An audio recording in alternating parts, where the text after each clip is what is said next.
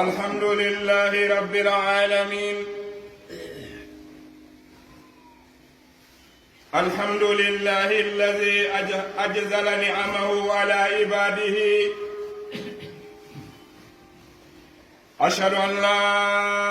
إله إلا الله وحده لا شريك له، وأشهد أن سيدنا محمدا عبده ورسوله صلى الله عليه وعلى آله وصحبه وسلم تسليما. عباد الله، اتقوا الله تعالى واشكروه على نعمه، واعلموا أن يمين الله ملا لا يغيدها نفقة سهاء الليل والنهار، وأن الله تعالى يبتلي عباده بالنعم كما يبتليكم بالمصائب، مصداقا لقول الله سبحانه وتعالى: ونبلوكم بالشر والخير فتنة وإلينا ترجعون. فاذكروا الله على نعمه ثناء عليه واعترافا له مع الانقياد له بالطاعة. فمن شكره تعالى فعل الواجبات واجتناب المحرمات. مسيب جلبة تدوبة يتي جوما ميدن سبحانه وتعالى، en ɓeydi yettude jooma meɗen subhanahu wa ta'ala. On Allah subhanahu wa ta'ala cippinɗo oɗo nema wonande enen ɗe jiyaɓe makko. En seedi ke yananama ala reweteɗo e gonga, ngal dewal wona nafuɗo on jiyaɗo Allah sona on tabintinanɗo Allah subhanahu wa ta'ala o wotindinimo ta o hawtidiralimo hay hunde. En seedi ke yananama oɗo kowojo meɗen Muhammadin sallallahu alayhi wa sallam ko nelaɗo makko ko jiyaɗo makko, wondude e sahabaɓe maɓɓe. Yo Allah hawtinirɓe hisindina en koyne yo tagore Allah ɓeyde yettude nema mo Allah subhanahu wa ta'ala waɗani en. No jeeya e nemaji ɗi yettuten hande, nema mo Allah attiji en e nde miside meɗen ɗo ha tawi ko uddutugol nde juulirde ɗo. En toriki Allah subhanahu wa ta'ala yo Allah waɗu en jiyaɓe rewayɓe Allah ta ko tabutugol e ngal ɗon dewal e oɗo nokku meɗen. wonana en nokku jokkirɗo en ɗan hara wona taƴowo en ɗan. haray en andu wondema Allah subhanahu wa ta'ala no reeni en no reeni golleji meɗen ɗi. dendagal ko huuɗen kon e ko wonɗen huude kon fo himo andi. haray ko ɓuuri e moƴƴande ko yen tabutu e kulol Allah subhanahu wa ta'ala yo Allah waɗu en jokkoɓe en ɗan. haray Allah subhanahu wa ta'ala no jarribora tagore nden e ko wiyete e nemaji. no jeeya e nema mo jarribora ɗen ɗo, Allah taskanike en ɗo ha waddani en ko tinuɗen ɗo. haray koye watta yili e muɗum dankoɗen, koye watta yili e oɗo nokku waɗen ka Allah subhanahu wa ta'ala rewete, waɗen ka Allah subhanahu wa ta'ala yiɗete, waɗen ka wajondirte, waɗen ka Allah subhanahu wa ta'ala jokkete en ɗan e muɗum hakkundeji meɗen enen hoɗuɓe nde miside ɗo. haray Allah subhanahu wa ta'ala holli en ɗo koyen gollu dendagal ko waɗɗi en kon,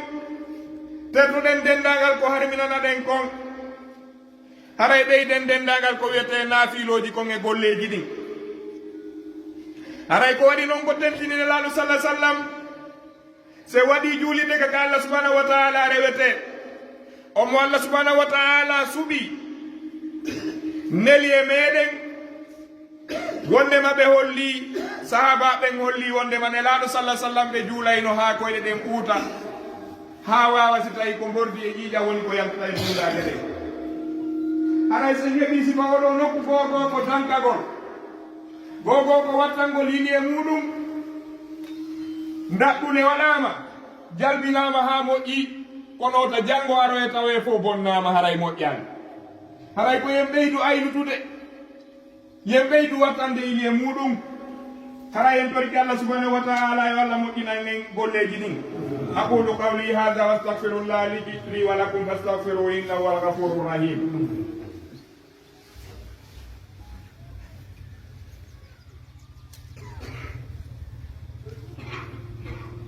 الحمد لله رب العالمين الحمد لله رب العالمين الحمد لله ولي الشاكرين أشهد أن لا إله إلا الله وحده لا شريك له وأشهد أن سيدنا محمدا عبده ورسوله صلى الله عليه وعلى آله وصحبه وسلم عباد الله واعلموا أن الشاكر مطمئن قلبه قرير العين راض عن ربي لما يرى من عظيم نعم الله عليه ومن أهم القواعد التي تقوم عليها شكره الخضوع لله وحبه والاعتراف بنعمته والثناء عليه بها haray musidɓe julɓe tedduɓe en ɓeydi yettude Allah subhanahu wa taala en ɓeydi yettude Allah subhanahu wa taala Allah non ko giɗoɓe yettoɓe mo en seedike yananama ala reweteɗo dewal ngal wona dewal nafowal si wona on tabintinanɗo seniɗo bajjon en seedike yananama oɗo nelaɗo muhammadin sallallahu alayhi wa sallam ko Allah suɓimo neli e meɗen haray ko kamɓe ɓe seniki ka meɗen en nani ka maɓɓe ton kono en anda ka maɓɓe Allah ittiɓe kay ittiɓe ɗum koye hoddurere makko kanko Allah subhanahu wa taala addiɓe ɗo ha ɓe waɗani en sifa o nema ɗo haray en toroniri ɓeydugol wakkilade ɓeydugol tambitade ko waɗi noon neɗɗo no wara ɗo juula julde tawa nde wonde hay o wattana liili ma waɗa ɗo duwawu ta on duwawu ɗo wonanaymo sabu natugol aljanna awa o waɗa ɗo duwawu ka masiboji waɗayno Allah subhanahu wa taala riwa ɗin fof ɗum koye juulirde Allah tu woni ko heɓoto awa haray moɓodirɓe ha andutuɓe ha waɗi ɗum ɗo ɓen enen fof e maɓɓe tagore fottude ɗo ɓe yo Allah reynudu en ayna haray ko yettugol nema ɗum no ɓuttina ɓerde haray ɗum no ɓuɓɓina gite gaye on tigi ka jooma muɗum